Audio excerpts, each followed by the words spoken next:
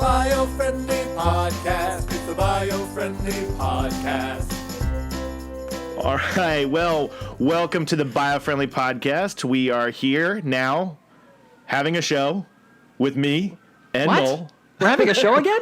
Yes, and we have this time. It's like we have to do this every week, Jacob. This I is crazy. know, it's like, it's just every time I think we're done, there's another one coming. Yeah. So it's wild. This time, we not only have one guest, Noel, we have two guests. What? We doubled down. Jacob, can we handle two guests? That seems like a lot of work for us. Can these two guests handle us is the real question. That's fair. Right now, we welcome to the Biofriendly Podcast from Conservation X Labs. We have Paul Bunje. Am I saying that right? That last name? Bunje. And then Alex Dehgan. Yes. Welcome. Welcome, guys. Wow. We're happy to have you here. I feel like you should start off with, in this corner. I can. This is that kind of show. In this corner, we have Alex Dehgan. In this corner of Zoom, we have Paul Bunje. This would be good. We can replace WWE this way. You know, Yeah, wrestling totally. as an essential business. No, our audience might think that's a joke, but in our little hangout that we had earlier, we found out that these two gentlemen both are they got into conservation by their interest in a specific species. Yes. And when they get talking about that with each other, it's actually pretty hilarious. They really do. It is like the WWE when they fight over which is the better of the two. Yes. So that might be a good place to start. You think, That's Jacob, a like to talk about great those? place to start. I want to hear He's where like these instigating guys. fights. Yeah. Yes. Lemurs. That's how we do it. Lemurs. They have a backbone. Done. Alex, you here's kick things off. Here's the thing about Alex and Lemurs lemurs. can kick. Done. Alex is so biased to vertebrates that he didn't even know that Madagascar has one of the largest number of land snail species anywhere in the world. Hadn't even heard of it, like overlooked them. Even care. They're gorgeous. They're also, you get one island. My snails got the oceans, they got the land, they got the rivers. Ecologically important. What do your lemurs do? They even care hop about like your silly broken ways. arm. This is the fireworks this show needed. Man, That's just it. it's great. Lemurs versus snails. So So, good. I mean, snails are not only not cool, but they're gross. They reproduce by sending out love darts. Well, those are Wait, the cool snails. whoa. They reproduce by sending out love darts? Well, not all of them, but yeah, these really cool snails actually all over, but in particular in the southwest of the United States. So they're hermaphrodites, As right? you're walking through the grass. They're that the- hermaphrodites. So their snail sex is all kinds of freaky when you can go whichever way, and they've got these love darts that people aren't like little calcium darts. They shoot into the flesh of their partner in the middle of mating. And their partner can be either sex. So they're hermaphrodite. They have no sex. So it's just love dart back and No, forth. it's all sexes. I mean, It's all it's sex. like the best of both worlds they've got. This is You guys remember Love Darts by the B-52s? Love darts, baby, love darts. Actually, that's kind of a win for snails. Like Yeah, the love it's dart pretty cool. system, that's pretty Alex rad. is not having that at all. Well, before we get more into that, I want to give the audience a little bit of background because that was such a good startup. I want to give the audience a little background on Conservation X Labs, how it came to be, and then I want to hear a little bit more about kind of your journeys coming together as friends and partners in this whole thing. So, Oh, we're not friends. Oh, okay, that's fair. Yeah, Sure. where'd you get that impression? Just like me and There's a Noel. reason we work on opposite coasts. Right. It's just He's in LA. I'm in DC. That is very purposeful. Yes.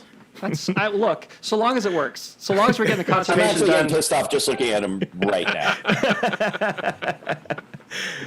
That's right. obvious. No, so DDoS Conservation attack X on all Labs. of Alex's home computers. Back it up. Conservation X Labs. How did you guys get into this? What inspired getting it started? Go, Alex. No, go, Paul. After you. Well, we were on a nature walk and saw a vision coming through. No, we didn't really. That would be cool though. I wish we had to. I wish we were like starving in the desert after we've been walking without water for several days, and And the vision came to us of Conservation X Labs and how we could end the It was sixth actually mass a extinction. giant lemur and a giant snail that came from the heavens With robot voices. said, "Conservation is done all wrong." All right, here. Let me tell you the origin story that I like, and then I want Alex to pick it up because there are great stories in here. Okay. I was working at the EPA. I did live in DC for a while before it spit me up or ate me up and chewed me up and across the spit me out. street. Yeah, we lived. Literally across the street, but we didn't know each other. So Really? I'm working at the EPA, and the EPA does our office does a training session, and they decide to do it on Bourbon Street in New Orleans for some reason. I'm not sure place. why this is the way things work, but this is probably a little insight into our federal government. And it was very funny because then after the second or the third day of the training session, fewer and fewer people would arrive that morning. Of course. Except for me, It's the guy Bourbon who was Street. new, had been a scientist. I was like, no, you got to be there on time. And these lifers there, they were learning otherwise.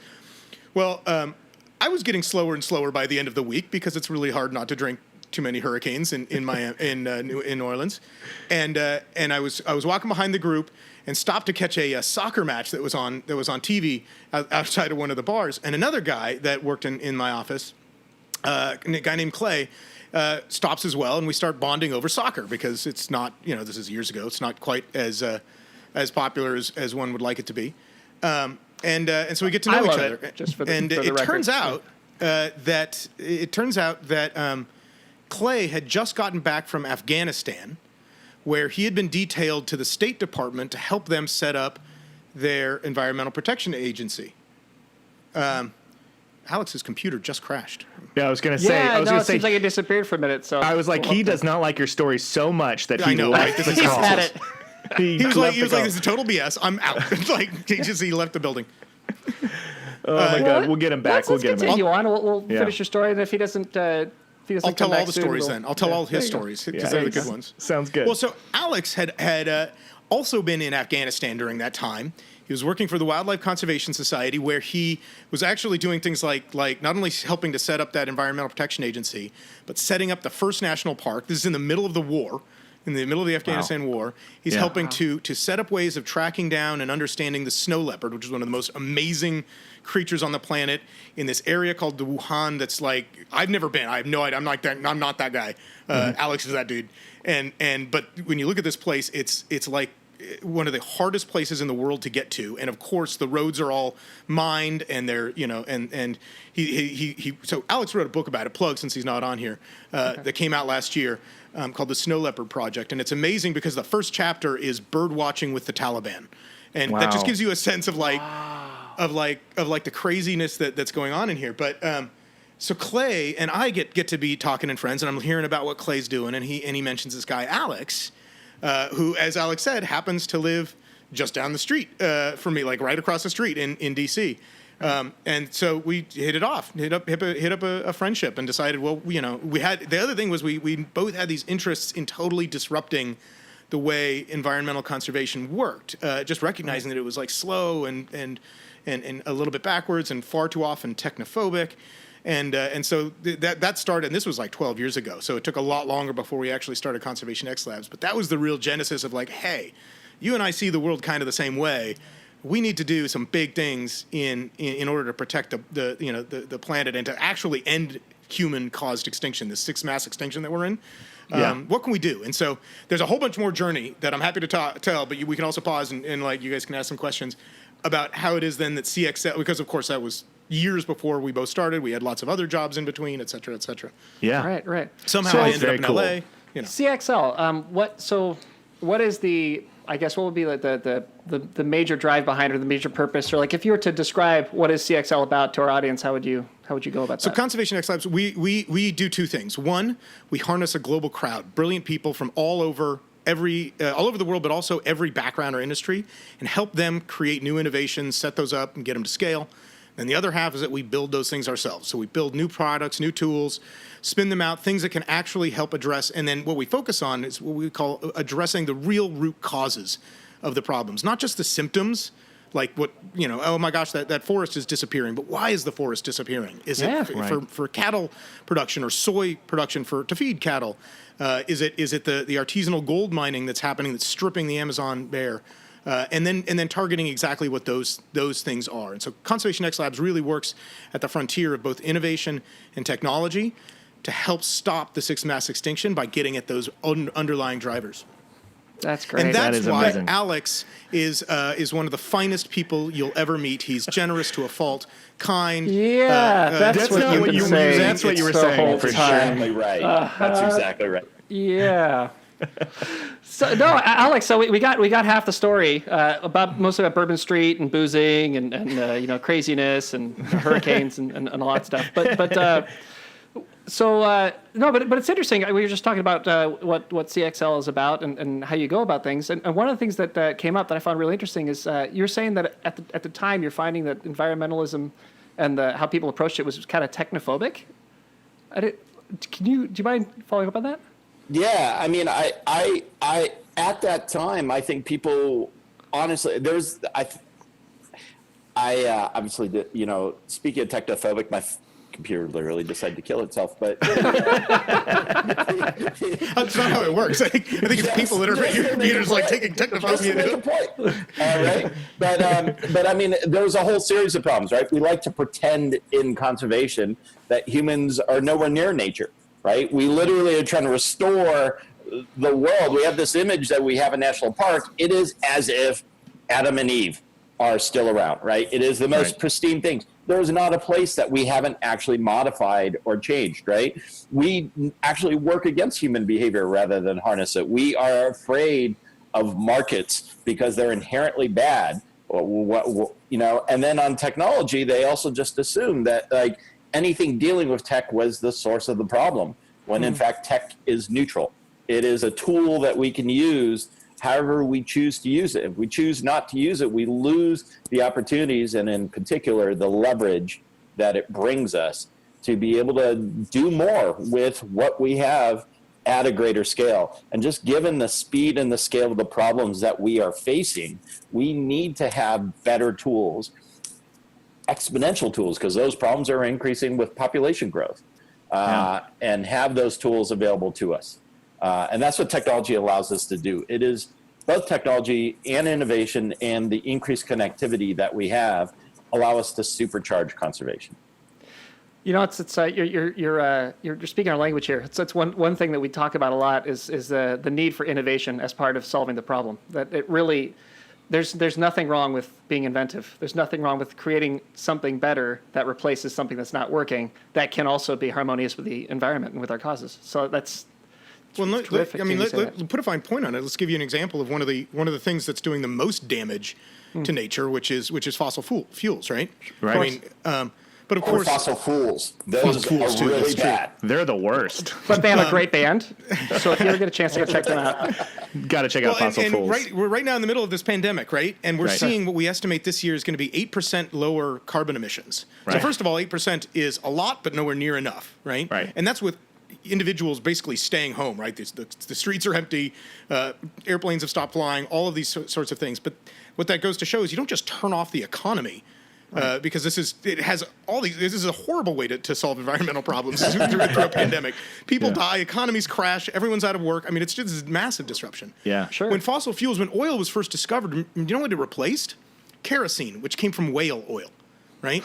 So the entire whaling industry collapsed as a result of Rockefeller and the other oil barons discovering oil and switching over to fossil oil, right? Yeah. That was a conservation win in many respects, right? Because there was no more market for whales. And at the time, of course, there were some physicists that actually knew what would happen by burning all those fossil fuels and projected what we're seeing with climate change. But what that means is today, you're exactly right. We have to be inventive. We're not going to turn the economy off. What we need to do is turn on a renewable economy. And it's already happening, right? And Alex mentioned exponentials. The growth of solar power and wind power and other renewables has been phenomenally exponential, like faster technologically than even computer processors have been over time in terms of their improvement. So that's the good story. We can do way more of that. That's awesome. Absolutely. Yeah, no, that's kind of the bottom line, isn't it? If we actually acknowledge that it is a problem and look at what can be done to make things better, because you can do it. You really can. Like if you look at a lot of switches that go towards a more sustainable solution, oftentimes it actually is easier and better in many respects. And I think that people don't always realize that. I think that can sometimes be an issue for some people switching Well, over. It's one of the things we talk about a lot here is, do this. Just try this. It won't be as bad as you think.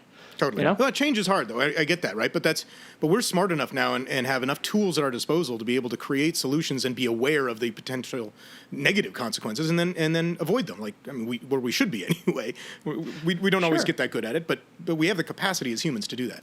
Sure, and we're going to make mistakes along the way. And when we make, we lost him again. It's another computer distraction for This Alex. computer That's wants all right. no part of this show. He's like, no, this is garbage. Well, I was on a roll there, but I think it all disappeared. So we'll just move on to the next. Well, I kind of wanted to know some of the things that you guys are working on. I know you just recently had a Ideathon not too long ago, and I want to know some of the projects that Conservation X Labs has rolling right now, because it's always exciting to hear about that. So, yeah. Yeah, totally. So like I said, a big part of our work is how we empower a crowd of innovators, including people that weren't originally in this field we call conservation, but they might be engineers or architects or something else. And so we do things like the Ideathon, which was this. So that came out of a program we have called the ConX Tech Prize, which is a small prototyping competition that says, here's put up your idea. You don't have to have anything built. Just give us an idea. Top 20 ideas get $3,500 to build out a prototype, and then the best of those prototypes gets $20,000 to keep developing. And it's a way of saying, like, look, sometimes all you need to start with is a good idea, and you need a little bit of seed money. And so one of the things that we're testing, though, we like to innovate on innovation, is where do those good ideas come from, and can we make those better by supporting collaboration? So we did during Earth Week last week, there was this fantastic conference put on by the Smithsonian that we helped work with called Earth Optimism, which we love the title, obviously, because we're optimists. Yeah. And at the very end of that, on Saturday, we Conservation X Labs did this Ideathon on the back end of Earth Optimism, had over 150 people all day, all over the world, like 30 countries. There was a team in Australia and Hong Kong that were up until 6 a.m. or something, and they went for like 6 hours straight. These teams that had never met each other before got into these rooms, all digitally, all virtually, and would work through problems and identify potentially new, interesting solutions to those. And next, we want them to submit those to the ConX Tech Prize, see where those go. But what's fascinating is the ideas these folks come up with to solve things like plastics or wildlife trafficking were clever, interesting, novel. And when you get a lot of ideas like that, the potential for one of them to just be genius increases, 100 fold, right? You're using that power of the genius in the crowd to get this. Let me give you some examples of projects out of other things that I just love. We've run a couple of times a competition called Make for the Planet. The first one was at the first Earth Optimism conference in D.C. when it was physical, when people actually showed up in a place. Sure. And we built a makeshift maker space in the middle of the Ronald Reagan building in D.C. and had people 3D printing, like soldering boards together, creating like apps over the course of 3 days, right? From here's a problem to prototypes in 3 days. And then we went, and as Alex tells us better than I do, but as he likes to say, we decided that was too easy, so we decided to do the next one in Borneo. Because no one said there. I think he wanted to go to Borneo. Well, it is, right? I mean, this is like hard problems. They're good. Yeah. But that one turned out, even better, of course, right? Because that's sometimes when faced with a great challenge, you step up. And there were ideas out of there, like one that we all love is called Lobster Lift. So this was actually a group of engineers out of the U.S. that were looking at the problem with whale entanglement. So these lobster traps in off the coast of Maine and Massachusetts and such, they have these long ropes that go down to the trap and up to a buoy on the surface. And right whales in particular, a highly endangered species, will get trapped and killed in these ropes. So they invented a completely ropeless trap that uses this really clever sonar-based locking key mechanism that gets away entirely of that, and has these benefits that only the lobster fishers know where they are, so nobody can steal their traps, and they can potentially communicate whether they're full or not. So you don't have to pull them up until they've actually the pots have been filled with lobsters. So it's like all of these really cool things. And again, that was like 4 days that they came up with this crazy cool idea that has all of these potential win-wins, and they're continuing to iterate on that idea, which I just think is amazing. That is a perfect example of what we were just talking about right there. Yeah, it really is. Solving a problem with a sustainable solution that's better. That's awesome. Exactly. That exactly. Was, and That's the a great technology idea. that can alert somebody on, like, to let them know that something's in the cage without having to bring it up, and like just the fact that our technology is at a place now where it can be used in such smart ways, efficient ways. That's fascinating. Yeah, Well, and the like- costs have come down that you can do this. Like, on a weekend, you can buy the sensors and the Raspberry Pi to control it and all these kinds of things, and that's what they do. It's cool. And that's again, this is like what you guys are doing. I mean, this is what's kind of exciting about what's happening now in the world, is that because there's so much attention on sustainability, even on less so on conservation, in my opinion. I think there needs to be more attention on conservation, but that because there's more attention to it, you are getting more people thinking about it. And I mean, we're smarter than we look, people. We can be, really. We totally can. Yeah. Well, and people say this all the time, but we see it in all of our programs, our competitions, our collaboration. But younger generations get this implicitly, right? I mean, they don't even have to convince themselves that you can do well by doing good, or that you can have these win-wins. They just presume that's the only way to build things now. Right. And they're off and running, and it's incredible. I mean, because they're smart. They're smarter than I am. So, and they've got this dedicated view of the way the world should be that is better for everybody. It's just it's super inspiring. That is very inspiring. It's cool to see, and it's cool that you guys are supporting that. That's one of the things that excited us about having you on the show, and it excited us when we met Barbara. At the conference, we were just like, "This, you guys are incredible. This is what we need." Yeah. So I want one question in particular that I was curious about is, has COVID affected conservation in any way? Have people getting people out of the way, has that had an effect on conservation as we know it, or do you know yet? Or I don't think we know, honestly. Okay. And I think that's, in my opinion, I'd love to hear Alex, he's going to jump on here in a sec as well. Well, there's two things about it. Number one, now there is a recognition that what we do to the environment can be done to us, right? This coronavirus, this novel coronavirus, came out of a wet market in Wuhan where they sell live animals, right? And jumped from bats via pangolins or some combination of there, right? But because humans are consuming and trading wild animals, and those wild animals have these zoonotic diseases that can jump out. The same thing was true of MERS, the first SARS virus, Ebola, which came out of bushmeat trade, right? People going into the forest and collecting meat. Right. So I think at minimum, it's clarified for a lot of people, and you're seeing a lot in the news media and such, a recognition that if we not only is there the long-term consequences that some people just ignore, like climate change, but we can cause a pandemic through our own actions today that is entirely preventable. That protecting nature means protecting us. And like Alex said earlier, right? This presumption that we're somehow separate and you can create a wall and only have the resources coming our direction is insane. Right. It goes both directions. Right. The other question, you see a lot of this, like especially with the videos on Twitter or Instagram or something of like wildlife taking over cities and clean air in the skies and these kinds of things. Yeah. I don't think we know yet, to your point, what the long-term effects are going to be. But I do think we have a choice, and I think we should engage in a broad society-wide conversation about what we want our economy to look like coming out of this. Do we want nature to have a place? Do we want to live in cities with clean air and less traffic and organisms, other species able to actually be a part of even our urban fabric? Do we want to keep denuding lands far away when we may not need to? Like I think now is the perfect time for us to ask, because the economy has crashed. Yeah. What do we want it to look like afterwards? And we do have the tools. It's not that we're lacking imagination. It's a matter of political will. And I'm hopeful, I guess, that this will lead to more and more people saying, no, you know what? I like a lifestyle that includes nature and is healthier for me at the same time. Yeah. Let's do that. let's not return to the old ways. Yeah. Well, one thing I've noticed, and I think a lot of other people I've talked to have also noticed, is just people being kind of out more, but not out to go. I mean, it's just walking, just going out, walking around the street and looking at the trees and just kind of being out and about, checking appreciating it. Yeah, I think that's helpful, and I'm hoping that in kind of what I'm hearing with these first stages of reopening is that we'll start to perhaps get to see some of the national parks again, maybe nice. Some of these trails, and that would be terrific, because I think that people kind of, with nothing else to do, getting out there and being in it, Yeah. in nature, seeing what's out there, seeing what we're missing out on, that might also help in that cause. It is remarkable what this has done to us as a people psychologically about how we feel about outside. That whole idea is something that most of us never thought could be taken away. In our lifetime, we didn't have an experience where all of a sudden it was like, you can't go out.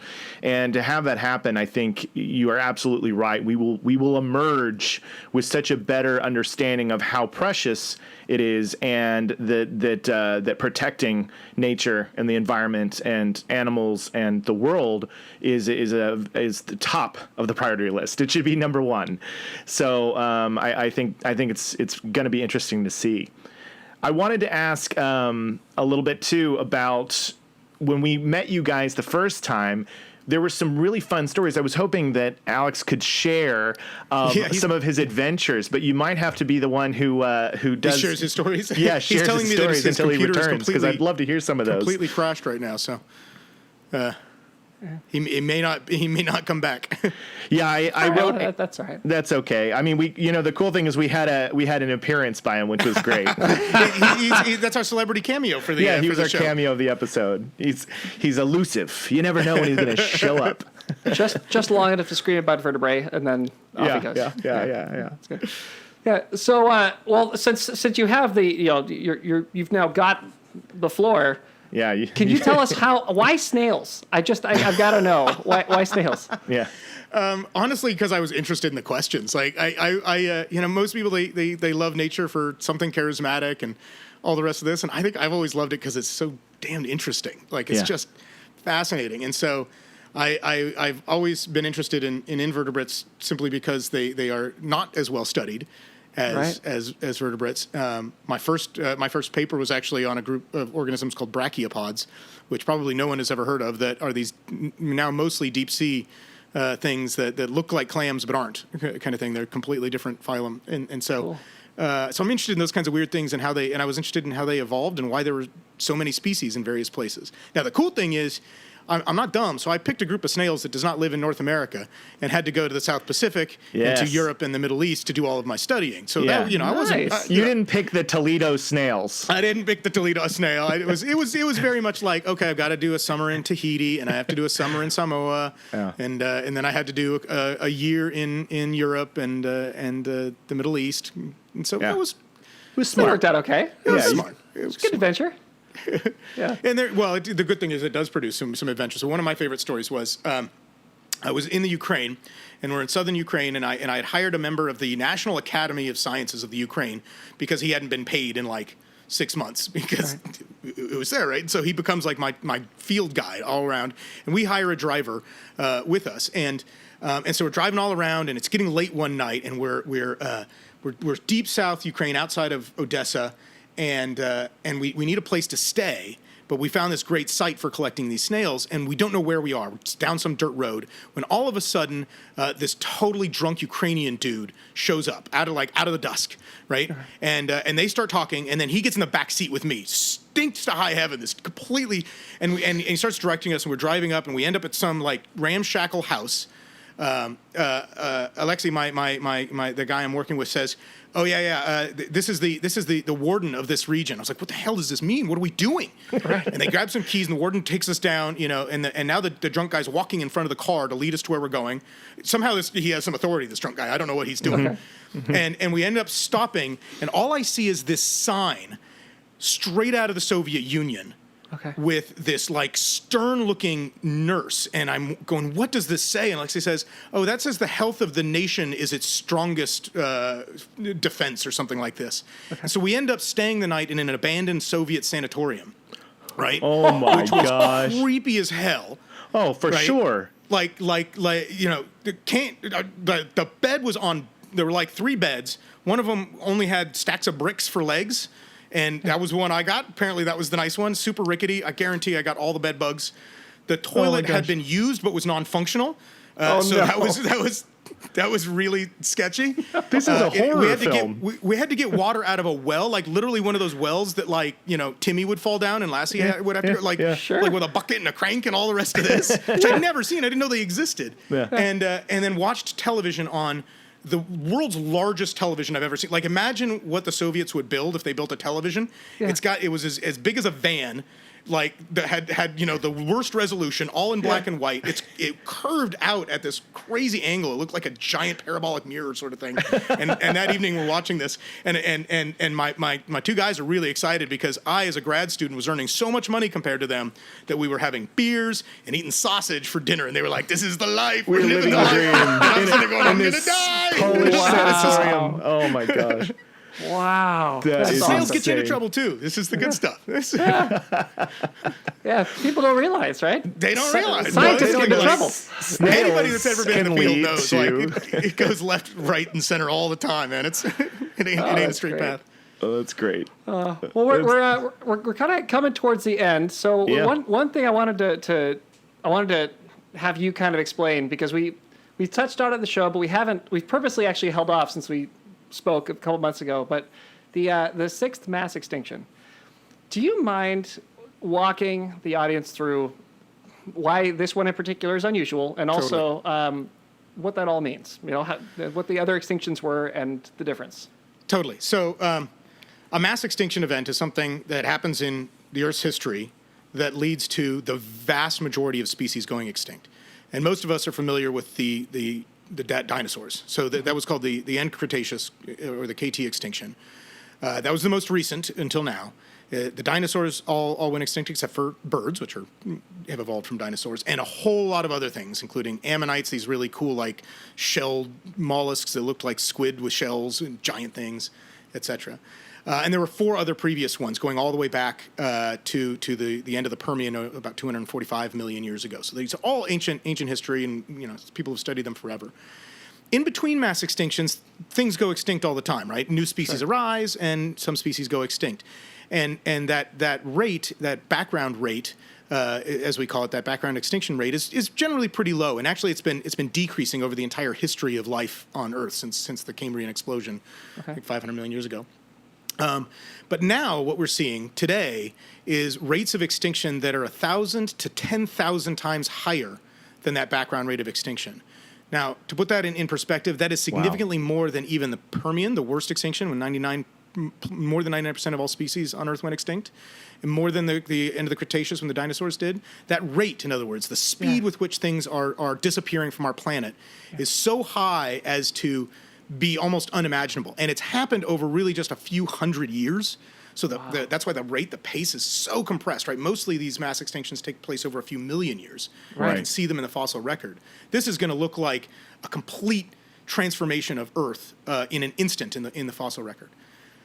The worst thing about this is it's the only mass extinction, now the 6th mass extinction, to have ever happened as the result of a single species. Right? The dinosaurs and that extinction happened because of an asteroid that hit the Earth. The end of the Permian because of massive volcanic eruptions and changes in the shape of land masses on the planet. But right now, humans, through things like habitat destruction, consuming resources, climate change, pollution, all of these things we're doing to the planet are driving species extinct faster than we can even describe them, before we can even find them. There are things that have existed on this planet for hundreds of thousands and millions of years that we'll never know existed, because they've now disappeared without us ever seeing them. So what that means is we are in a catastrophe of our own making, but we are also at the beginning of, I think, the revolution away from that to transform our Earth and stop what we're doing that's bad and create the solutions that will end that mass extinction. If we're causing it, we have the power to solve it. Absolutely. We also live, in my mind, in one of the most interesting times in history, because we have so much knowledge about this stuff. We understand the processes. We understand what's causing these. We also have so many tools at our disposal, right? I love the crowd when I talk about them, because half of the world, billions of people, are now connected to the internet. That means, good Lord, you don't know the number of geniuses that are out there in the world that now can help solve the problem if we can turn them onto this. Yes. And we have cheap tools, cheap sensors, computers that can help us model things that we need to model them. We have the resources now. We actually even have the wealth, if we just spent it correctly, Right. to totally turn around what we've done and create a world that thrives for humans and thrives for nature. And I think, let's turn off the sixth mass extinction faster than we turned it on. It's possible. We can do it. It'll make the world a better place. And we'll get to see nature thriving in all of its glory in a way that I think we're seeing right now is just, is phenomenal. Like you said, people like to get out and see the stars at night and walk through the trees. And I think we'll all be better off when us and our children, our children's children, and future generations are left with a planet that's not devoid of the wonder of life that we were gifted. It's amazing. If we had written a script for you to follow and then directed you through it 17 times to get just the right performance, it wouldn't have been better than that. That was fantastic. It was great. No, it's because we have this thing we do when there's something tough we have to talk about, because generally, our audience and who we're trying to speak to are people who maybe haven't taken a look initially at environmentalism as important or sustainability, but who are trying to reach out and be like, okay, so what is this? And so we don't often hit them with the hard stuff, and when we do, we call it a bummer run. And what's great about a bummer run is you always want to end it with something happy, with something like, what's the possibility? What can we do? And you totally did, which was just so rad. And well, then I hope all of those people, because I don't know how to solve everything, but I guarantee one of your listeners is like, well, I got a dumb idea. I'm guessing it's not a very dumb idea. Yeah, like bring it to us, right? We have. Yeah. We have what we call a digital makerspace where you can, it's at conservationx.com, and you can literally just float your idea out there, get feedback, identify people that will work on this with you, build the next. We had one that came out of this really cool app that's like a Yelp for sustainability. How do you make sure that these businesses are sustainable, right? That's awesome. That's Hook so up cool. with the right app developers, all the rest of this. Yeah. I don't have to do anything because, there's smarter people in the world to do that amazing work. Right, you just give them a platform, which is wonderful. That's it. We're so That's glad it. to And have. we can create that future. Conservationx.com, you said that's how they can find you? Yeah. So I want to encourage everybody who listens to the show to definitely seek it out. And do you have an upcoming event that they should look for, like down the road, the months ahead? We've got some pretty exciting things that are coming. We'll see if they're virtual or not. Okay, yeah. We'll see where we are. Right now, we're running an artisanal mining grand challenge. So artisanal mining is this crazy thing you wouldn't think of, right? We're using all of these computers right now. All of all the gold and the titanium and the platinum and other rare earth metals that are in your phone or in your computer and such. A lot of those come from places like the Congo Basin and the Amazon. And a lot of those actually come through small scale mining. We think of like big giant quarries and large, multinational corporations. But about 40% of the gold in the world actually comes from these really small operations where there are, impoverished people coming in using mercury and cyanide. They're standing in barrels of mercury to extract the gold. They're clear cutting forest in the Amazon to take down the forest and then stripping all of the soil. And then when they leave, and move on, you just have these toxic, polluted messes of lakes and things like this that are just horrifying, right? And none of us ever see that, right? I didn't know about this problem until we started working on it. So we put out this challenge to anybody in the world, and right now they're being judged. The finalists are being evaluated to see if there's ways we can clean up those operations, but still give those people a chance to make a buck, right? This is an economic livelihood issue as well. Yeah. If there's ways that we can actually illuminate the supply chain so that like you and I know if we're buying a special person a gold necklace, that it's not also contributing to the demise of the Amazon and the sickness of a poor miner. That's terrific.